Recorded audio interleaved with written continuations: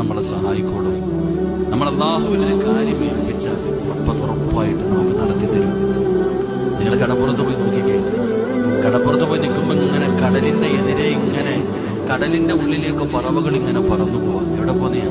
ഭക്ഷണം തേടി പോന്നെയാ. കടലിൽ എവിടെ പോവാണ്? കരയിലല്ലേ ഭക്ഷണം കഴിക്കുന്നത്? കരയിൽ ഇങ്ങനെ പറവകളും പറന്നു നടന്ന് ഭക്ഷണം കഴിക്കുന്നു. ഈ കടലിൽ പോകുന്നു എവിടാ?